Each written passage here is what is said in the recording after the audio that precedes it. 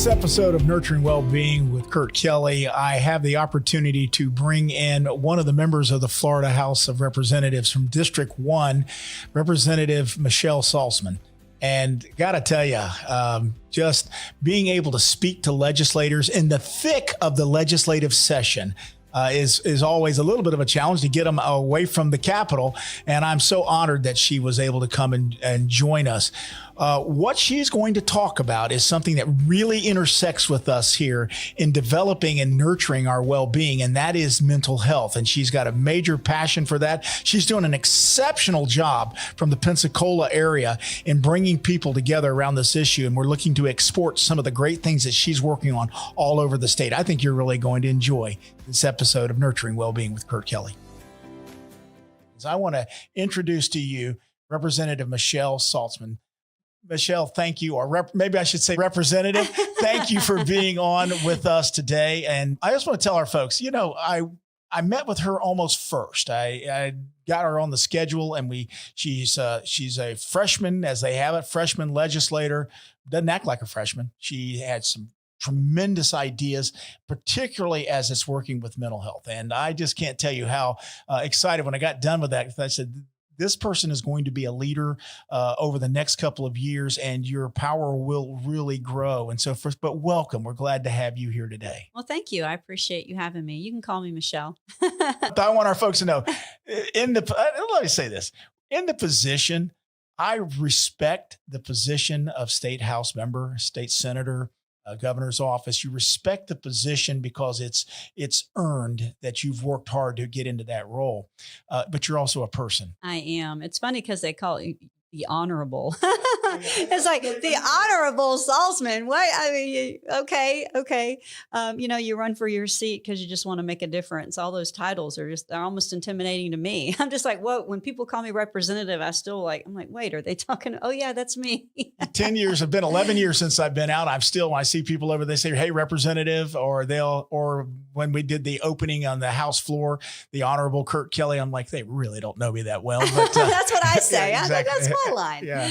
Oh, but it's an honor to be here. It's certainly fun, talking about child welfare and mental health. And I had yesterday my school choice director from my school district and one of my principals of the middle schools that's been a principal for a very long time stopped by my office, and we were chatting all things child welfare and education. And they were just expressing how excited they were that I was here. I spent 20 years advocating for children in Pensacola and in the great state of Florida. And so I have a firsthand experience and knowledge what people go through. And I helped with homeschool, public school, private school, virtual school. I touched all elements of how you would educate children. So I have a really vast knowledge of what that looks like. And so they're just really excited that I'm here. But I tell them I'm so young in the process. I don't have a lot of impact yet. You got to give me some time. I'll build the momentum, and then we can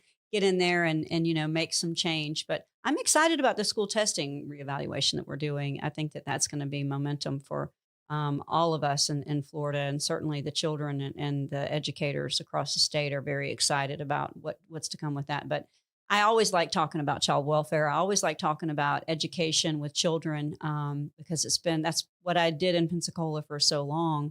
Now I'm in the Capitol, and I'm only on one education committee. That was kind of on purpose because I'm trying to get out of that element and learn more about other things. I can still impact what's going on in the education arena. I can go see my chair Lat Vala anytime, and all the other chairs and members. And so it's been a lot of fun. I did the same thing. They immediately wanted to put me on all the education committees, a master's degree and all of that. And I'm like, love you. I would like to actually engage in some other areas. And I was in tourism and economic development, Right. But then through a series of things ended up being over in the committee. It was called Healthy Families back then. And that was the one that would be called now Children, Families, and Seniors. Oh. So I ended up being the chair of that committee, Okay. acting chair. There's a reason for that. And I wish I knew then what I know today. Oh, yeah. However, I had some really good folks that would help you along and learn and so forth. And you said it right that you're not just a freshman. you get to be a freshman, which really gives you freedom to run a lot of different legislation. It does. And then you get the opportunity to sort of grow and learn this process, not just from your own area now, as it comes from Pensacola. Clearly, that's who you represent. You want to always be very focused on that, and you are. But now you get the greater perspective of taking the lessons that you've learned and shoot it across the state and really Right. help out. Let's Right. talk about when we talked in your office, we talked about the mental health. We talked about that's your area of when we begin to, as a society, understand the different challenges that we face then, and then the levels of issues that they create if we don't address them right. Let's talk about that. Where do you see yourself sort of leading in that area? Well, for me, I think that mental health is something that affects everything. It's not, as we discussed prior to starting the show, it's not a siloed conversation. And folks typically like to put mental health in a box. And that's probably why we are where we are right now, where we don't really have mental health as that priority in a lot of cases. And it's such a stigma behind saying I'm not okay because we boxed it in and said it's not okay to come out of your box. And so it's been a lot of fun over the past year, really challenging folks to have that conversation, and making people become a part of the task force has been also kind of intriguing. When I came up with the idea to just have a meeting a year ago, it was only the hospital CEOs of my local hospital, because I went to them and said, mental health is a crisis in our community. And what do you think we should do? And they said, well, they give me some ideas. And I said, well, have you talked to the other hospitals about this? And they said, no. Wow, exactly. It's like, you're not talking. Well, would you mind if we all sat down together as hospital leaders, and me? I'm on several healthcare committees, so I do have a say in some healthcare stuff that goes through the legislature. And so why don't we just sit down and we'll chat about it? And what started out as like 5 or 6 people that would have been sitting down, the momentum just grew as people heard that we were going to sit down and just have a roundtable discussion about it. It just blew up, and it became the prison warden and the sheriff of the sheriff's department, and then the chief of police and the mayors of the towns, and of course the hospital CEOs, and then the school district, the superintendent of the school district. I think our lead agency, Lakeview, was involved in that one as well, with the Baptist Hospital group and so forth. Yeah. Lakeview has been a huge partner in this. Sean Salamina specifically, as well as another agency and some other folks. We really have just been diving into data and stuff, but it turned into 52 people in the first meeting. 52 people showed up. And these are mostly healthcare agencies coming together in the middle of a pandemic. And they all showed up. They showed up, and no excuses, and I actually said that. I said, thank you everyone for coming and not making an excuse to keep this from being your priority today. And so from that first meeting, everybody said, well, what are you going to get from this? I said, collaboration. Let's get out of our boxes. Let's really connect our resources and our conversations across the community. I think we could save ourselves a lot of time and money and save some people's lives in the meantime. And so we connected, and we actually did. We had the first big win for us was the prison that we have in our community had to cut the programs for folks that were getting out of prison, going through those programs to help them acclimate into civilian world, help them find jobs and all those things. They had to cut all that because of staffing issues. Well, they came to the meeting, they met with some folks, and they were able to reincorporate a program similar, but out of other agencies in partnership with other agencies. And so now the program is going again at no cost to the prison. Awesome. Right. And so it helps. And that's a part of mental health. That's a win. That's a big win. People don't think about mental health as things like that, but that's a big mental health win. And then the next one, a really neat story. Our public safety director is a part of this program, and because they're the ones that have the ambulances go out on the calls, and he stood up and said, we have a huge overdose crisis in our communities. We need, I just from hearing all of this, I've decided that all of my drivers are going to be carry Narcan from now on, and all of these different. He listed like 5 or 6 goals that he wanted to accomplish based off of the things that he's found in collaboration.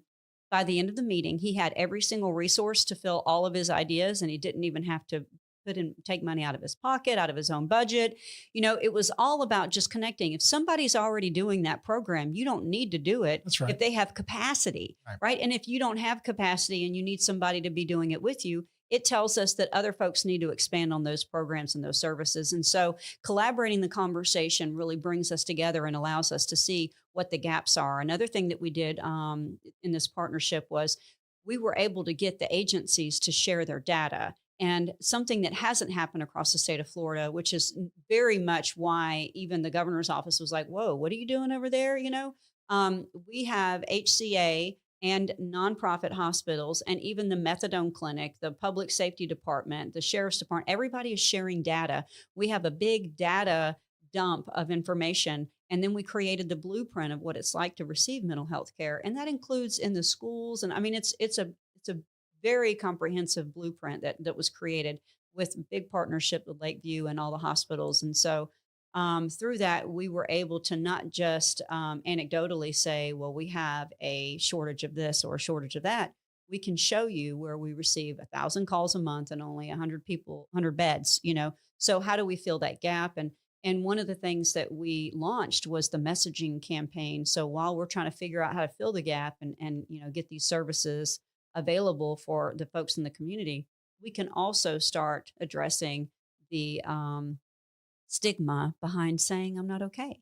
So we will be launching that February 1st. Some folks have already started. We've got billboards donated and airtime and everything, and everybody will share the same exact image campaign, and that's because we all know in marketing, if they see it more than once, obviously it sticks with them. And we just want a message to the community that we're listening, we see this as an issue and we are trying to address it. And while we're doing that, here's what you can do as an individual, And we also brought in last month the big businesses. We chose the top 50 businesses in the Panhandle community, and we asked them all to come in for lunch with the chamber. And then we had 30 or so big businesses come in, and we just talked about what they do with their own PCBs, their healthcare plans currently. How do you encourage your employees to utilize these resources? Because it's the quickest way to reach people. They're already talking to them. They're their employees. So it's a really cool thing. We gave them all of the resources and tools, the same images that we're going to be sharing on all the billboards and whatnot, ask them to share it with their employees, and then encourage them to make partners in the room. That was one of the big wins that a lot of the folks in the task force have been saying, because when you show up, you get everybody's name and phone number and email. And we tell you, and they embrace it. Call somebody. If you hear something from somebody in this room and you want to do something with them, you don't need my permission. Go call them, make that connection, do something cool in the community. Let us know how it worked. And so we can try to do that. And so that's what we also did with the big businesses. And that just happened about a month ago. So that's awesome. Yeah. And they all said they want to come back again in a few months and see where everybody is that okay, what did we do with the information? Because what we found was a majority of the businesses didn't even measure who was using it. So even though they said they all did a survey before they came in the room, mental health was a big concern and they really wanted to help. But when they were in the room, we said, how many people utilize the PCBs? And most of the people in the room had never measured if they were using the resources provided currently. So the number one step for them, it's super easy. They go back and they figure out how to account for who's using it, who's not, and create some good data points, know where they start, and then launch a campaign to try to encourage more use or reevaluate what they have and maybe change it to match, the employees that are there. So Representative Salzman, I got to say something. As you were talking, I'm sitting there thinking to myself, you are just absolutely destroying the mindset of a stuffy politician. Those of you who are listening to this by the podcast, you don't get to see her light up as she's talking about this. And she's not just talking about, this is a policy we hope to get done. She's engaging it, and every bit of it is tied back to the impacting of lives, yes. The impact of what means it's lives, it's jobs, it's community. I'm refreshed by this. I can't tell you how much I appreciate it. And I want to tell folks that that's the encouraging thing, that when I was a legislator, I got to see that with members. Some of them weren't like this. It was just, it was a gig, but for most of them, it was this is not an easy thing to do. You're away from your family. You're away from you're up here, and everyone's coming in your office and asking for stuff and asking for, I mean, it's just, yes, nonstop.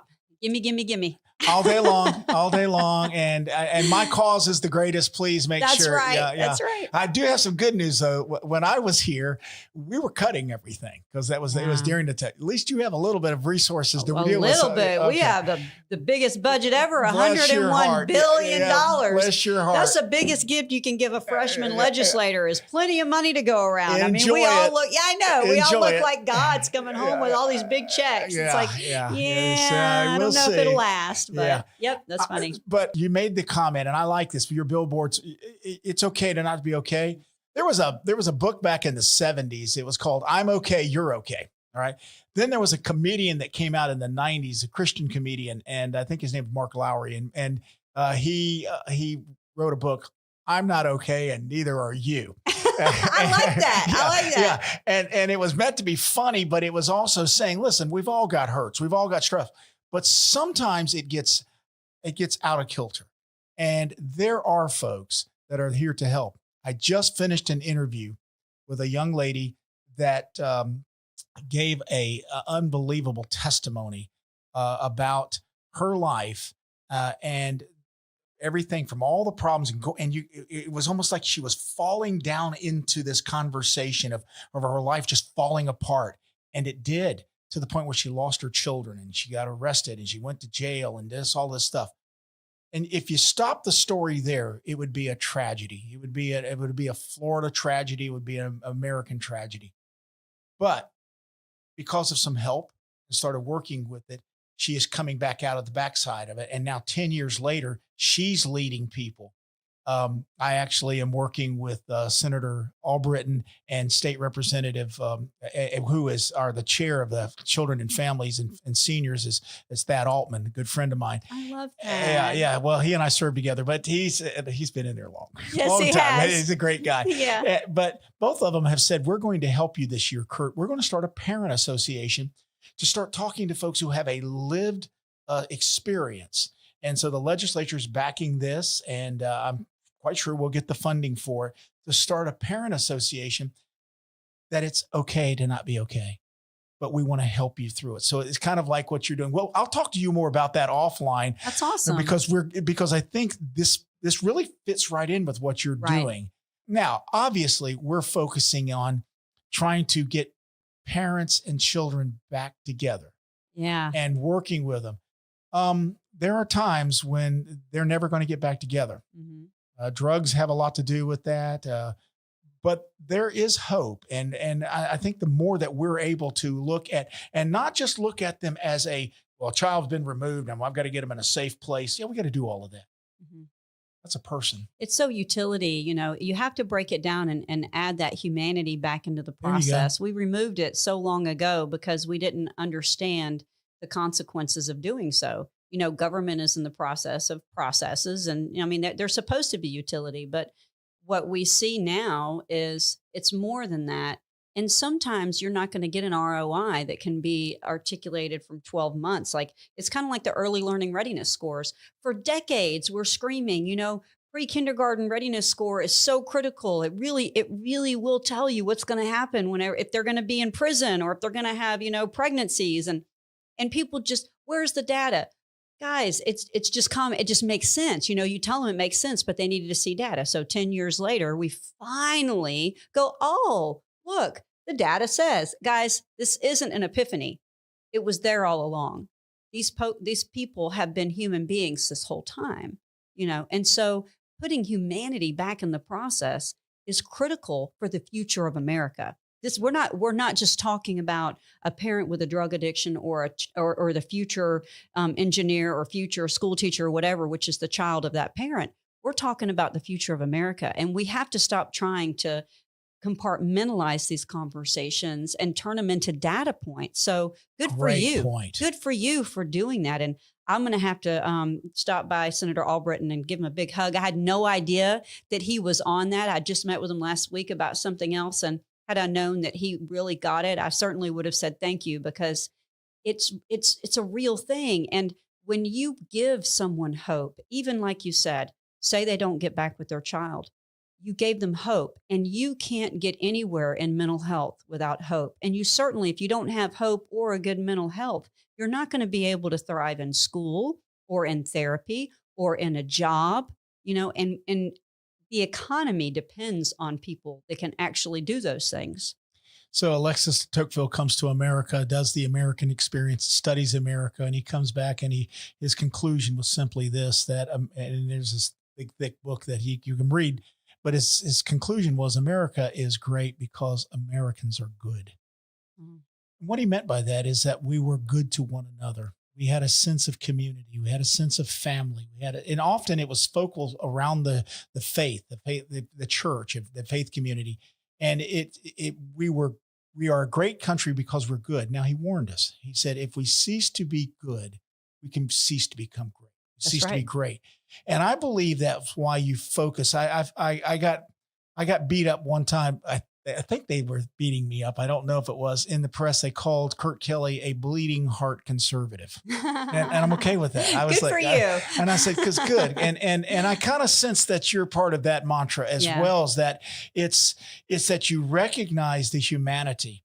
Data points are important. We should learn from them, but if we don't turn that into transforming lives and lives that can come by communities loving on one another and helping and all of that, then we've missed the point. We missed the whole point. And it's important for me to mention, since you brought up the faith-based community, that my task force that I created was off the backbone of all of the major churches in my community. All the pastors are on that task force, and all of our meetings have been hosted at the churches. We go from one church to another, and I tell people every time, it's no accident that we're in this church having this meeting.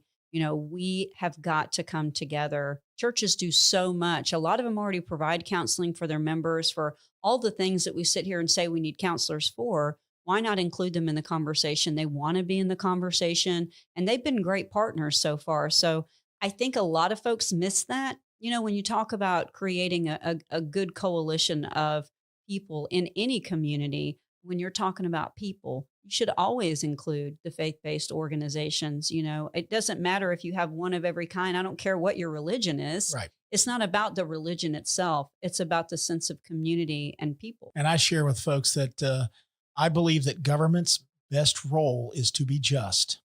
Right now, there's a sense of fairness and justness, and you can infuse kindness into that. Okay, however, they're never really set up to be. They're not good families. They shouldn't be.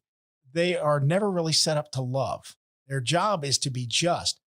The community, to Tocqueville's understanding of the community and the faith community, that's who can love. That's right. And we're set up for that. Listen, I'm active in my church. I'm an ordained pastor. I mean, so the reality is I understand that we're supposed to have that kind of love.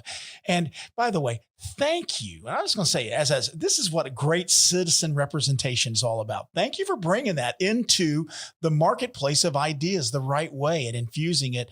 And then just, coalescing your community.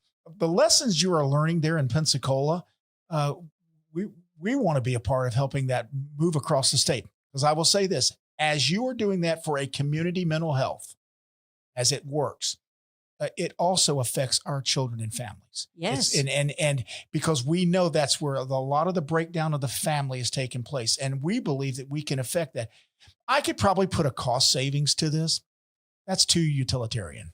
Right. Yeah, And we have discussed all of those things. And as I have conversations with ACA and DCF and I mean, all areas, all components, Department of Health, they're all on the task force. They all came. The deputy secretaries and the secretaries Awesome. came to the task force meeting and were actively engaged. That's great. The commander of the Navy base, General Hartzell, everybody was there. Everybody's there, all hands on deck. And we talk about, bringing it all together. And my ultimate goal as a government official is going to be, we will save money. We might have to put money into certain areas, invest in the process. But at the end of the day, I see a big cost savings down the line. If we're able to actually address mental health issues in these children and in these parents in a holistic and a case management way. We have United Way involved. We're working on getting a waiver so that that 211 model is actually the model for you call for the crisis hotline.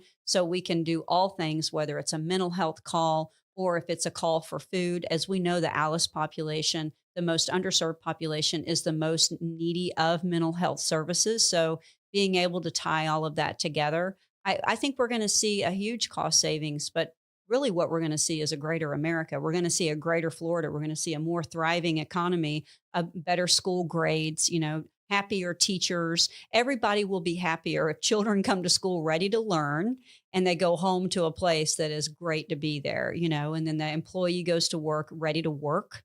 I just, it makes sense. I mean, we can put, like you called it, the bleeding heart Republican or conservative. Yeah, that's great, but we're also being great conservatives. I mean, we're really being good stewards of it. If we go to the root cause of it, we can Band-Aid with all of these silos and funding and all of these nonprofits as they come to us and say, I need $1 million. We help babies. I need $1 million or $2 million for this program, Big Brothers, Big Sisters, which I love all of those organizations. But if we can get to it before then, if we can really get to the root cause, then we don't have to Band-Aid it at the end of the line. We don't have all these people in prison. We don't have the recidivism. You're always going to have that part of the population that does make mistakes, that does become addicted to drugs. We're not going to make it a perfect world, but we are far from perfect. We have a long way to go. And I believe that mental health is going to be the next pandemic if we're not careful. There's no utopian state here that's being developed. But there is a great sense of trying to neighbor, friend to friend, helping one another in the community. And I think that's what you're sensing. Florida has a system for child welfare that really did kind of what you're doing in Pensacola. In fact, we do it in Pensacola. And that is we have community-based care. Mm-hmm. We understood Jeb Bush actually started with Lawton Childs and Buddy McKay, Democrats. And then Jeb came in and really took it to a different level and basically said, we need to get communities involved in taking care of our children and families. We went from one of the worst systems of care to one of the best systems of care in America. And we are far from getting it right. We got a long way to go. Right. I will tell you that you and I know we could sit here and talk for about 2 hours. I want to put a bow on this as we're sort of wrapping up. First of all, I want to allow you to say, is there anything particularly that you just wanted to talk to our audience about? I know we talked about mental health. You've talked about our child welfare. Anything else that you just you're seeing happening in the legislature this year? Do you say, Kurt, I just want to say this to my folks? I would share that it's a lot of good stuff happening. And there are people behind the titles and they all care, no matter what side they're on. They all just want to help. I see that between the House and the Senate. I see a very good I actually see it among the aisles. I mean, I see the Democrats and Republicans. There may be a lot of animus in Washington. I think that there's less of that in Florida. They've always got some roles to do that. I actually see the governor's office being very collaborative and all of that stuff. As I was a member, and I'll say this to my senator friends, but we used to say that the Democrats were the loyal opposition. The Senate was the enemies. They usually kill your bills. You have to work with them. That's funny. But not really so much anymore. No. And I'm kind of glad to see that. The other thing I would just say to you is I'm also thankful that as you bring your faith into this issue, some people say you don't wear it on your sleeve. Don't wear it on your sleeve. It's in your heart. And I see you light up about this. The first lady worked with the governor's office. They have a faith initiative, a liaison, Eric Dellenbach. I think he used to be with the Tim Tebow Foundation. And he is doing a lot to kind of say, look, we're just opening the doors for the faith community to be involved in Florida. And right. They've done a lot of things, offering opportunities in our world in child welfare. So we're very thankful. Well, I'm so thankful to have you on camera, and for those just listening on podcast. We're excited about where you're going to be over the next couple of years. One thing about reapportionment for you, by the way, You're at the end of the state. You're at the beginning of the state. You're not worried about your district. Yeah, exactly. You don't have to worry how you may lose a precinct here or there, but no, we're very excited about it. And as the Florida Coalition for Children, and me personally, I'm looking forward to working with you and partnering with you as we tear down some of these silos and begin to work even more so to do the right things for our state. With that, I just want to say thank you for coming, taking your time out of a busy day, and God bless you for all you're doing. Thank you for having me. You bet. Well, I hope you enjoyed this episode of Nurturing Wellbeing with Kurt Kelly and Representative Saltzman. Did you see how she began to talk about how it's not just data points, but it's actually changing the lives, the trajectory of the lives of children, families, and people in her community, and how we're going to take this all over the state. I'm always heartened when I see members of the legislature that bring that passion and commitment and have a vision to try to export the goodness of what we have in our great state. And she is just a real champion. I'm looking forward to working with her over the years as she continues to work in the Capitol. And with that, we want to thank you for watching this episode of Nurturing Wellbeing with Kurt Kelly.